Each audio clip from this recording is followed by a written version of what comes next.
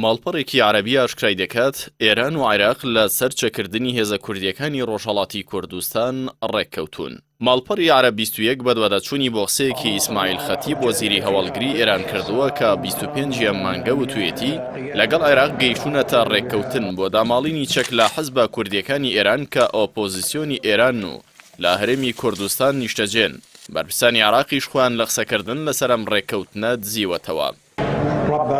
ئیسماعیل خەتیب بە ئاژانسی فارس نیوز یارانی وتووە لەگەڵ دەسەڵاتدارانی عێراق دەست بە داماڵینی چەک لەو گروپانە دەکەین کە دژاتی کۆماری ئیسلامی ئێران دەکەن و لە هەرێمی کوردستانی عێراق گیرساونەتەوە.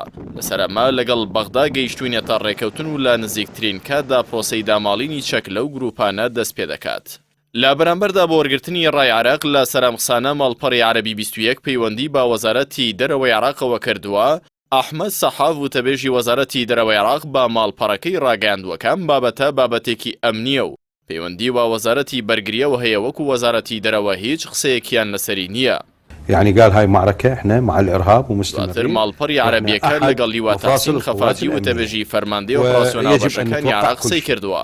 ئاویش خۆی لا وەڵامدانەوە بواردووە و با ماڵپەڕەکەی وتووە ئەمە گرفتێکی سیاسیە و هیچ پەیوەندی بە فەرماندەی ئۆپراسیۆنال بەشەکانەوە نییە و وان بابەتە لەگەڵ وتەبێژی فەرماندەی هێزە چەکدارەکان قسە بکەن.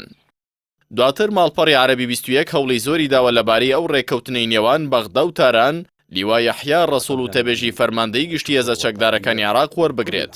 بەڵام لیوا یەحیا ڕەسوڵ بەردەست نەبووە و هیچ کەم لە هەوڵەکانی ماڵپەڕەکە بۆ دەستخستنی ئاکامی نەبووە.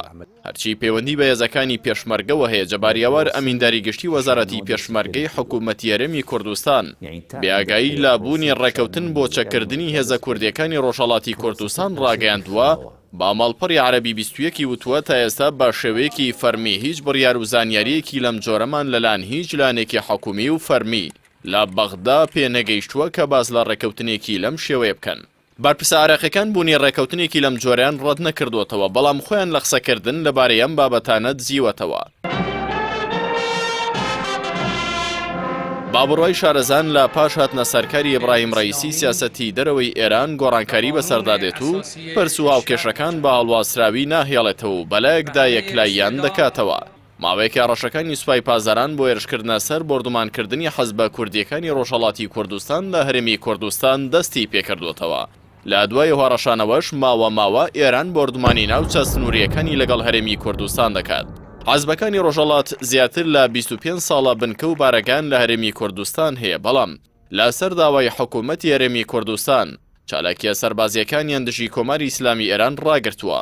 بەڵام کۆماری ئیسلامی ئێران دەڵێت ئەم هێزانە پەیمانەکانیان شکاندووە و چالاکیە سەربازیەکانیان دەست پێ کردوتەوە.